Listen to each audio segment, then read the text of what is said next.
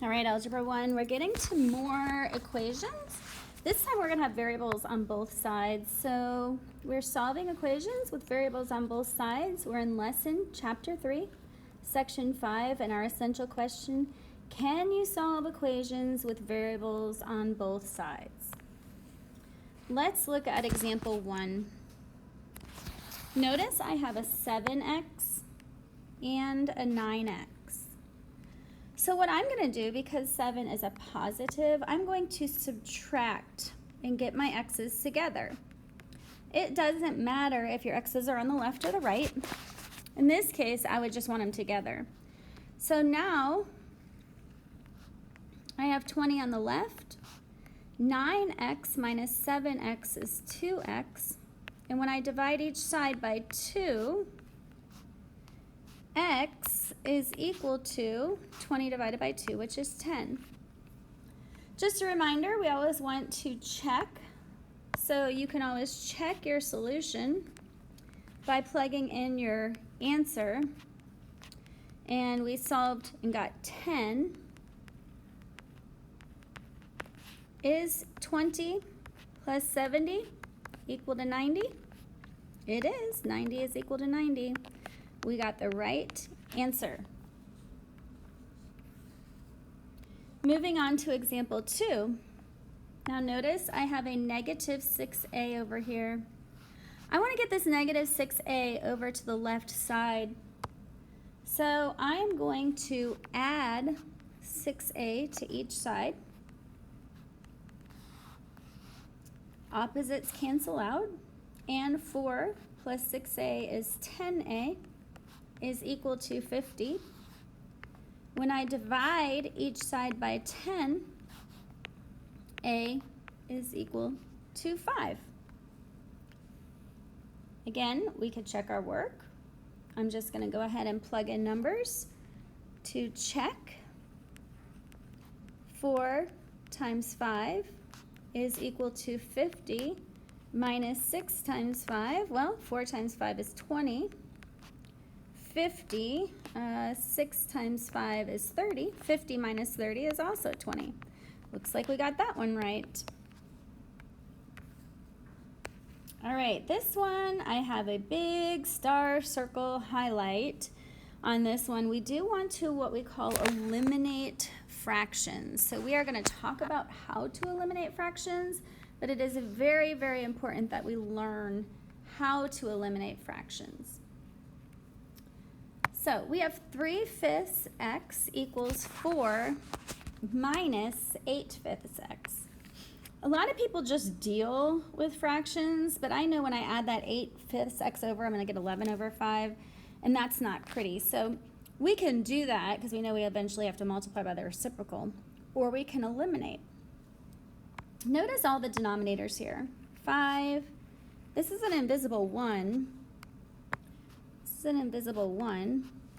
So if I had to find the common denominator or the least common denominator, I would multiply everything through by 5. Now, I like to show this all separately so you see, ooh, yeah, I have to multiply every term by 5. And then I could see what happens here. So notice I just have 3x equals, well, 5 times 4 is 20, minus, these 5's cancel out, and now I get 8x. Now, if you ask me, this is a lot easier to solve than dealing with all those fractions, because sometimes those fractions kind of get us off. Now, throw us off a little. So if I have to bring the 8x over, I'm going to add 8x. And I've run out of room, so I am officially going to go over here. So now the 8x's cancel out, and over here I have 11x equals 20. And when I divide each side by 11,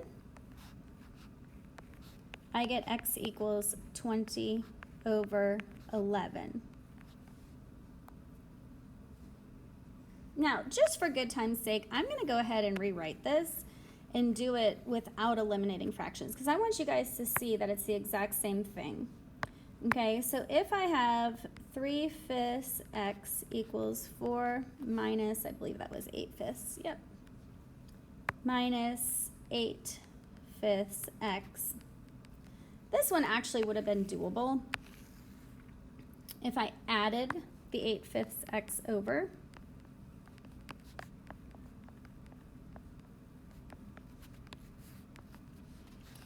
Well, 3/5 x plus 8/5 is 11/5 x equals 4. Opposite numbers cancel out. And then I would just have to multiply by the reciprocal. So this one would not have been that bad, x equals 20 over 11. But I chose to do it by eliminating fractions because it's really, really important that you guys start to learn that now. All right, I have a couple other things that I need to go over. I want to look at example 5 right here. We're skipping over 4 for time. Let's distribute on example 5. Notice I have 3x plus 6 minus x equals 2x plus 2. Now, when I add like terms here, 3x minus x is 2x plus 6 equals 2x plus 2. What happens when I have a 2x on each side? When I actually subtract them over, they just cancel out. Okay, so if I was actually to subtract one or the other, they just totally cancel out to become 0. So what this is saying here is they're telling us, because all we have left over is 6 equals 2. 6 equals 2. Is that a true solution? Is 6 equal to 2? No. Therefore, it would be no solution, and we would just write the words no solution.